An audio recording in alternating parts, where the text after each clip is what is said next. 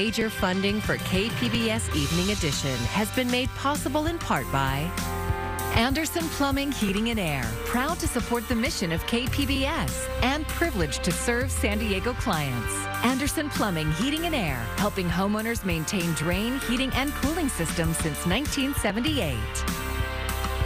And by the Conrad Prebys Foundation, Darlene Marco Shiley, and by the following.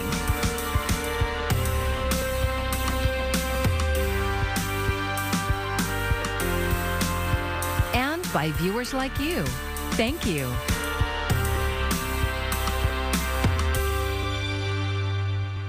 Good evening. It's Monday, January 3rd. Thank you for joining us. I'm Maya Trabulsi. It was back to work and back to school today amid a surge of new COVID-19 infections. It was also back in line. Long lines for thousands at county-run testing stations after they were shut down for the New Year's holiday.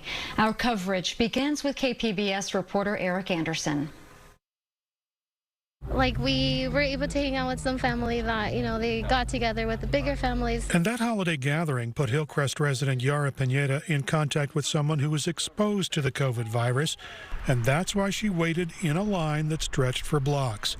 She wanted to get tested to make sure it's okay to be with her 4-year-old child who's too young to be vaccinated. I have 2 doses. I'm waiting for the booster. So after this passes, after I get my results, I'm actually looking forward to getting the booster shot. There were a lot of people trying to get tested, in part because at-home testing kits were impossible to find late last week, and the county shut down in-person testing over the weekend as demand for tests rose sharply. Healthcare workers have gone through a lot, and so the ability to give them a day or two to be with their families, given that the county only administers about 10% of the total testing, let's put this in context now.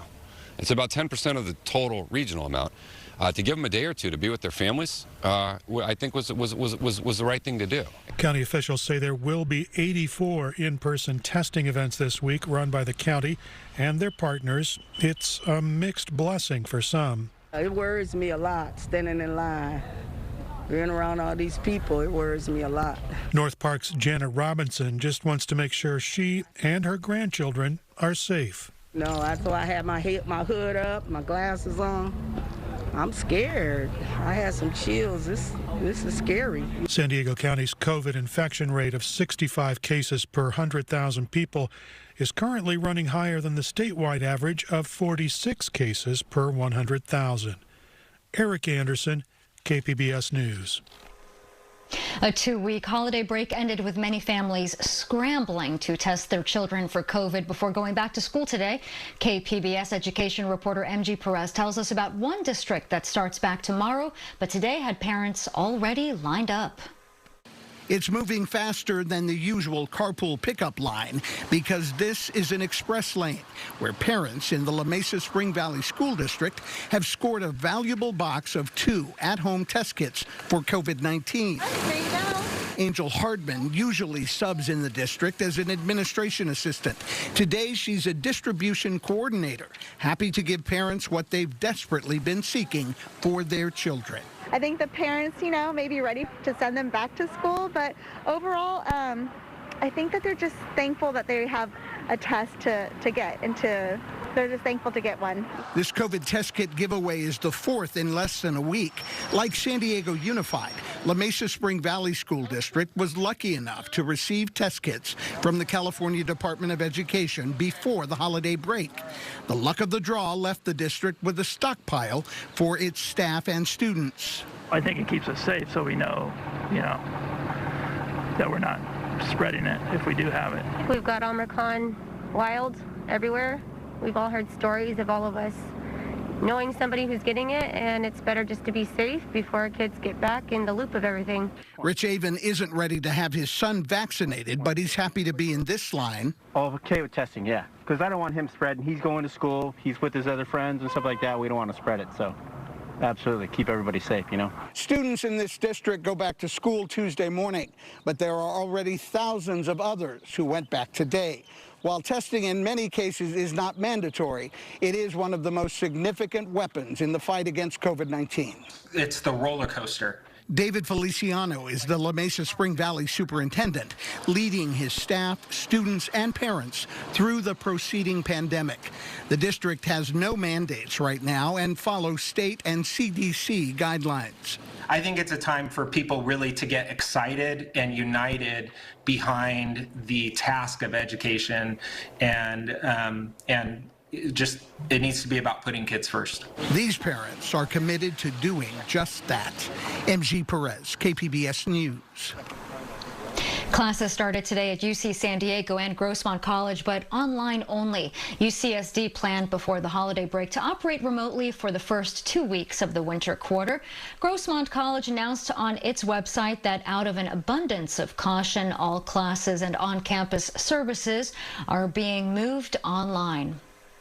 Pfizer's booster shot is now approved for kids between the ages of 12 and 15. The Food and Drug Administration made the announcement today, which also included reducing the amount of time between the second vaccine and booster from 6 months to 5. Kids who received either the Moderna or J&J vaccine as their primary can get the Pfizer booster. The FDA also added an approval for a third primary dose of Pfizer for children aged 5 to 11 who are immunocompromised. The San Diego Fire Department has issued an emergency brownout because of COVID-19. This means several units are being shut down temporarily because dozens of firefighters are in isolation. KPBS reporter Kitty Alvarado says this order is meant to make the most of the staff and the resources. The latest COVID wave, being fueled by the Omicron variant, is taking down even the bravest. The San Diego Fire Department currently has over 100 firefighters and more than a dozen lifeguards in isolation, meaning they tested positive for COVID-19. Chief Colin Stowell says this is unprecedented. Probably about 3 times as much as we saw during what we thought was then the peak of COVID for us. This is just numbers that we would have never imagined. Stowell says this has forced the fire department to implement their emergency staffing plan. Since the new year, the fire department has had to shut down several units daily. By us going into this with a plan and picking the units that we're going to close down, we're trying to ensure that the response times are not significantly impacted and they see longer wait times.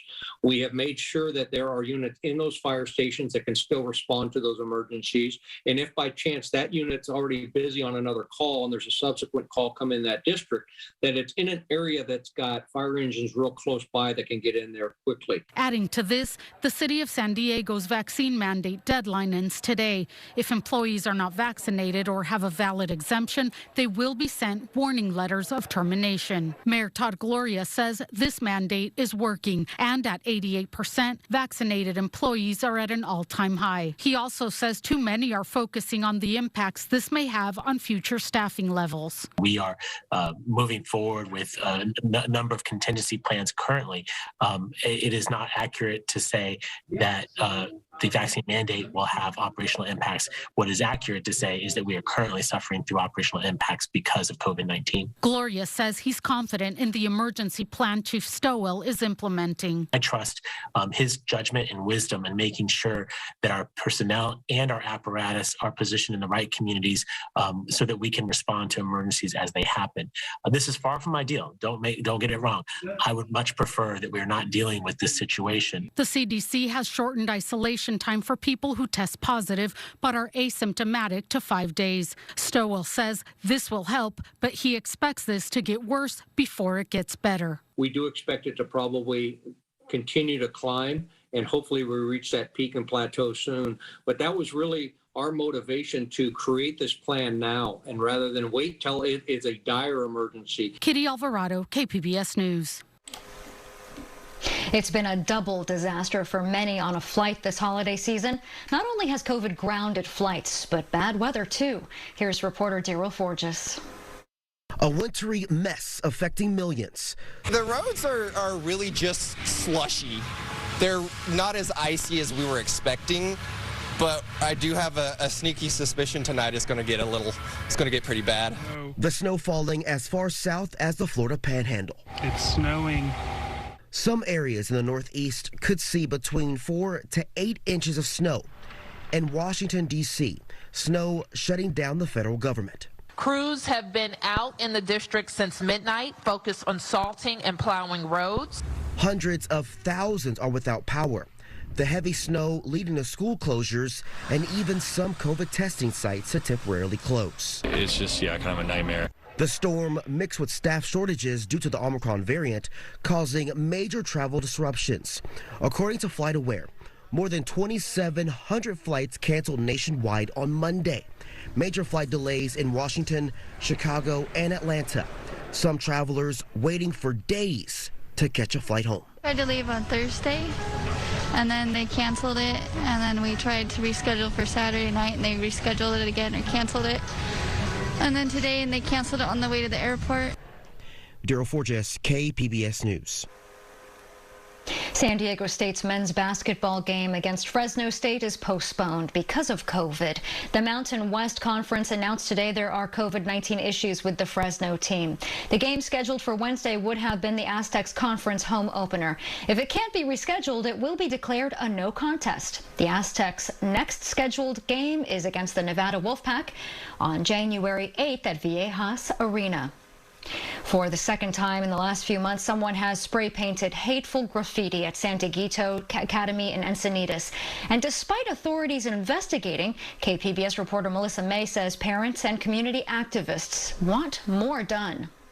At 3:55 a.m. on January 1st, a single youth spray-painted the front of San Dieguito Academy with racist and homophobic slurs.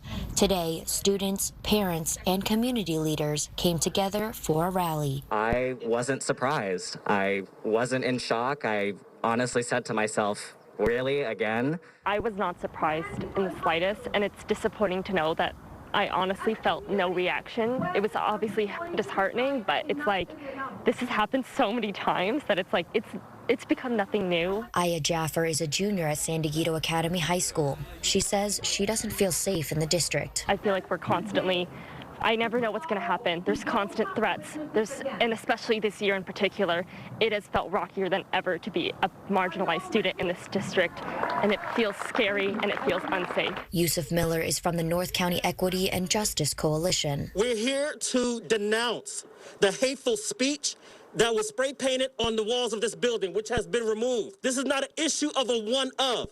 This is an issue of a systemic problem that has been going on in San Dieguito Unified for years. Leaders from the North County LGBTQ Resource Center and the NAACP were also present at the rally and are calling upon the San Dieguito Union High School District to take action. Superintendent Dr. Cheryl James Ward could not make it to the rally today, but says she is open to meeting with all community leaders. We're becoming a no place for hate district. Every school is a no place for hate school now, and we are starting our training with the Anti-Defamation League. James Ward has been a resident of Encinitas for over 15 years and says the San Dieguito School District does have issues and appreciates the community's efforts. I appreciate the grassroots efforts, but I did not want today to be political. It's not political for me. It's about kids, and it's about ensuring that kids get what they need. There's a lot of trauma, and I don't want this to be political. The school district is working to identify the youth, and although James Ward cannot guarantee that vandalism will not happen again, she talks about what the district is working on. I can offer for sure are the things that we're doing to change, right? We have diversity, equity, and inclusion training from the County Office of Ed that's happening on with all of our campuses. Staff and student leaders are also going to take part in training from the Anti-Defamation League. Jaffer is a Muslim Arab American and has a message for anyone who was affected by the recent event. You are never alone in this fight, and I'm here, we're all here. All of these people are here for you and for your feelings, and it's okay to feel hurt. You should feel hurt, and you should feel angry, and you should feel mad, and you should want change right now, because that's what we need. We need that momentum. Melissa May, KPBS News. A prominent Democratic state lawmaker is leaving Sacramento. Today, San Diego Assemblywoman Lorena Gonzalez announced her last day will be on Wednesday. In a statement, Gonzalez said she is resigning from the state assembly to lead the California Labor Federation in July. She adds that because of state term limits, her time as an assemblywoman for the 80th district was nearing an end. Former San Diego City Council President Georgette Gomez has already announced she will run in the special election to succeed Gonzalez. After an unsuccessful recall campaign, we might be hearing more from Kevin Faulconer in 2022. Over the weekend, the former San Diego mayor told an LA TV station he's seriously considering another run for governor. Faulconer says a formal decision will be made in the coming months. The Republican finished third last year among those who were trying to unseat Gavin Newsom. The USS Abraham Lincoln left San Diego this morning. KPBS military reporter Steve Walsh says it's the first time a U.S. carrier will be commanded by a woman. After 9 months in San Diego, the aircraft carrier USS Abraham Lincoln left North Island. Its commander, Captain Amy Bauerschmidt, joined an elite group, becoming the first woman to captain a nuclear-powered aircraft carrier. She says she hasn't felt the extra scrutiny. From the team on board, no. The team on board is the utmost professionals, and we just need to get a job done. So, they have been incredibly supportive. It was an incredibly smooth transition when we did our change of command. They have done an incredible job getting ready for deployment, so the team on board could not be more amazing. The naval aviator said she didn't expect to reach this goal when she graduated the Naval Academy in 1994. Yeah, I concentrated on one step at a time. I've stayed around as long as I've still had fun and have a great team to work with, and I'm still having a blast and still have an incredible team to work with. Bauerschmidt took over just weeks before a helicopter accident on board the carrier killed 5 of the crew. The accident is still under investigation. And it is always a tough experience, and no one is ever prepared for something like that, and everyone deals with it in their own way and processes it in their own way. So we had a lot of help ensuring that the sailors were prepared and ready to go for the rest of the training cycle. It was a tough day that none of us will ever forget. The carrier strike group is headed toward the Western Pacific. An undisclosed number of sailors on board the ship have tested positive for COVID. As the Navy continues to update its protocols, they will remain on board in isolation. Steve Walsh, KPBS News. The USDA's new rules for labeling genetically modified foods took effect with the new year. Foods on supermarket shelves will be labeled as having been bioengineered instead of GMO. And in most cases, you'll be able to find more information by using a phone number, website, or QR code. Some of the old labels will remain, like certified USDA organic and non-GMO project verified. Millions of patients could get fewer surprise medical bills under a new federal law, but some are raising concerns about a provision in the law and are suing. Mandy Gaither has more on what you need to know. It's called the No Surprises Act, new federal protections for patients against surprise medical bills. This has been a pervasive and abusive billing practice by some providers to take advantage of the situations where the patient has no ability to choose. The law is set to go into effect January 1st. A report from the U.S. Department of Health and Human Services says it protects patients with most individual and employer insurance plans by no longer allowing them to be balance billed for emergency and certain non-emergency services in most circumstances. Patients will also not be in the middle of billing disputes between providers and insurers, and the Congressional Budget Office predicts the law will reduce health insurance premiums. We can now go to emergency rooms and get emergency care without worrying about an out-of-network charge. But the American Hospital Association and American Medical Association have sued the federal government, challenging a provision of the rule issued in September aimed at determining fair payment for services by out-of-network providers. In a joint statement, the organizations say the billing resolution process also should not impede patient access to care by making fewer caregivers available in their insurance network. This is why the AHA and AMA are asking the court to bring the regulations in line with the patient-friendly, balanced approach Congress intended. The lawsuit is not expected to stop the core of the law from moving forward. For Health Minute, I'm Mandy Gaither. The biggest tech event of the year won't be as big as originally planned. The Consumer Electronics Show in Las Vegas is being scaled back from 4 days down to 3.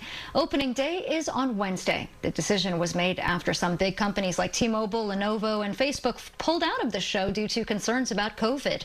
Those who cover the industry say smaller companies could lose out on important networking opportunities. A lot of, especially American companies, this is where you come in order to find the venture capital, to meet the journalists, to tell the stories in order to find that money. And a lot of that is difficult to do virtually because the signal to noise ratio is just too high online. Nearly 200,000 people attended CES in 2020 before it went all virtual last year. Once the crowds arrive this week, everyone will need to show proof of vaccination and wear masks. If you still have a classic Blackberry, you won't be able to use it, not even to call 911 starting tomorrow. The company says it will no longer support devices running Blackberry 10, 7.1 OS and earlier. Although devices running on Android software will still work. In 2012, 80 million people had a Blackberry, but the company ultimately couldn't compete with the Apple iPhone. It now focuses on providing security software and services to enterprises and to governments.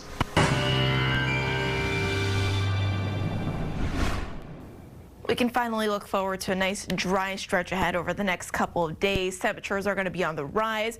A little bit of some marine layer influence, especially at night, bringing in some clouds, maybe some low-hanging clouds through the early morning hours near the coast. But overall, expecting more in the way of sunshine and, again, a nice warming trend. As we head into tonight, it's going to be a chilly one out there. Temperature is getting down into the 20s in Ramona, 38 in El Cajon, 35 for you out towards Escondido. San Diego getting down to 47 degrees. And then the big picture story here for Tuesday is, of course, that storminess that continues across parts of the Northwest. It's a little bit cool here still for the day on Tuesday, but it is going to be dry, which is good news. Temps for your Tuesday getting up into the upper 50s in Oceanside, mid-60s in Borrego Springs, El Cajon getting up to 63, Chula Vista 61 degrees for your daytime high there. And then Wednesday, it's a similar story here. It's a little bit of a milder day across the interior spots. Here's some of that rain trying to get into Northern California, but I think that most of it is likely going to stay to the north. Small chance maybe Friday night for a little bit of precipitation and get far into southern parts of California, but I really don't think it's going to amount to all that much, if anything at all. Near the coast, temperatures go from the upper 50s on Tuesday all the way up into the mid-60s for Wednesday, Thursday, and moving into Friday. We'll cool off a little bit there for you Saturday, but still holding on to those low 60s as we push into the weekend. Further inland, temps go from the low 60s on Tuesday into the 70s by Thursday, but what goes up must come down, and we'll cool things off a little bit back into the 60s for you Friday and moving into next Saturday. In the mountains, temperatures generally sitting in the low 50s, not seeing a whole lot of change over the next couple of days. A little bit of added cloud cover there for you Tuesday and perhaps next Saturday, but in between that, it's all about the sunshine. And in the deserts, temperatures are going to be up and away from the 60s into the low 70s Thursday, Friday, and moving into Saturday. For KPBS News, I'm meteorologist Jessica Pash. The new Disney Plus series Book of Boba Fett debuted last week with a new episode dropping on Wednesday. KPBS cinema junkie Beth Accomando explores the history of the Star Wars bounty hunter and has this review of the show.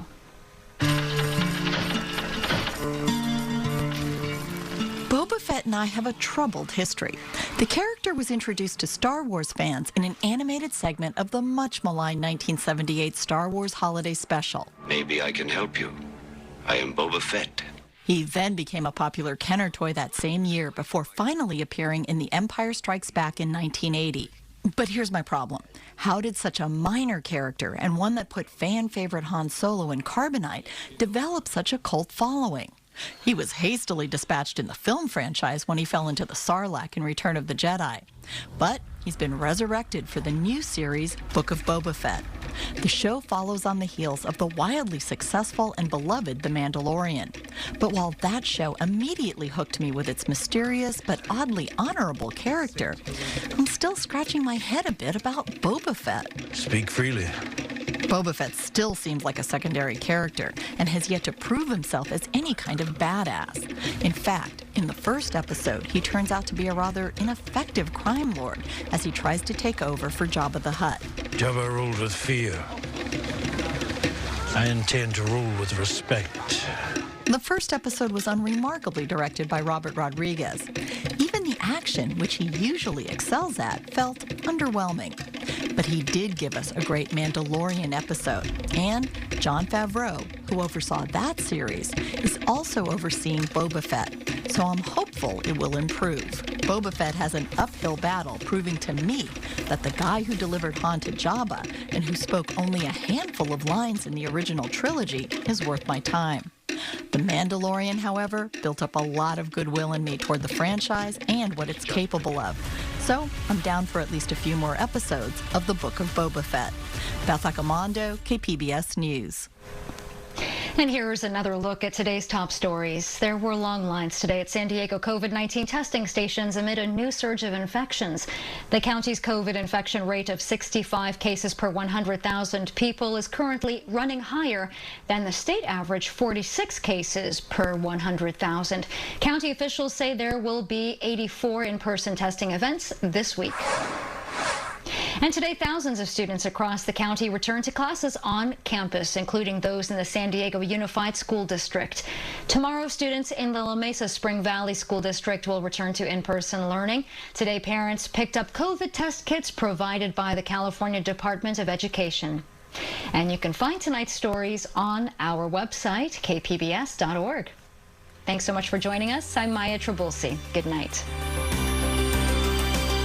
Major funding for KPBS Evening Edition has been made possible in part by Anderson Plumbing, Heating and Air, proud to support the mission of KPBS and privileged to serve San Diego clients. Anderson Plumbing, Heating and Air, helping homeowners maintain drain, heating, and cooling systems since 1978.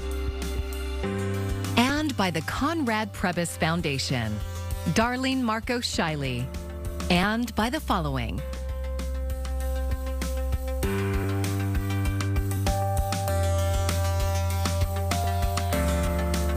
by viewers like you. Thank you.